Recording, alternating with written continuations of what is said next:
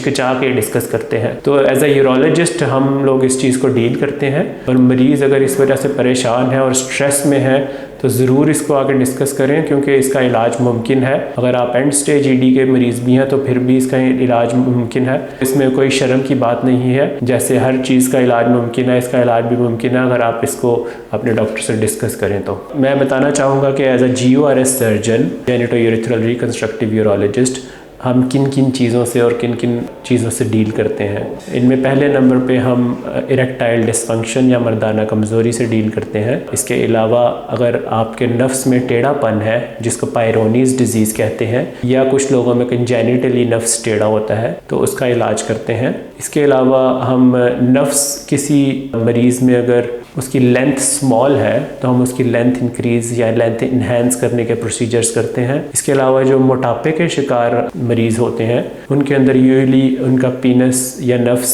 Body के fat के अंदर चला जाता है। इस बीमारी को बरीड पीनस कहते हैं। तो बरीड पीनस की सर्जरी करके हम उनका जो पीनस का पार्ट सारा बॉडी के अंदर चला गया है उसको हम सारा बॉडी से बाहर लेके आ जाते हैं। इसको पीनस अनबरिंग सर्जरी कहते हैं। इसके अलावा जो बहुत कॉमन सर्जरी हम करते हैं वो यूरिथ्रल स्ट्रक्चर डिजीज़ के लिए करते हैं, और इसका परमानेंट हल जो कि यूरिथ्रोप्लास्टी है, जिसमें आपके मुंह के अंदर से झिल्ली लेके आपका नई पेशाब की नाली बनाई जाती है। ये भी हम इसके अंदर हमारी स्पेशलाइजेशन होती है। इसके अलावा हमारा जो एस्थेटिक्स या कॉस्मेटिक पिनाइल सर्जरी करते हैं। कुछ लोगों को उनकी सरकमसियन या खतने बचपन में जैसे हुए होते हैं, और जब वो बड़े हो जाते हैं तो उनको पता लगता है कि या तो उनकी फोर स्किन बहुत ज़्यादा कटी हुई है, या बहुत कम कटी हुई है, या अनइवन कटी हुई है, या कुछ लोगों में ऐसा होता है कि उनके नीचे नफ्स के नीचे वाले हिस्से में काफ़ी ज़्यादा मांस लटक रहा होता है, जिसकी वजह से देखने में और उनकी फंक्शनल लेंथ ख़राब होती है। तो इन चीज़ों की सर्जरी करते हैं। इसी तरह हम स्क्रोटम, जिनमें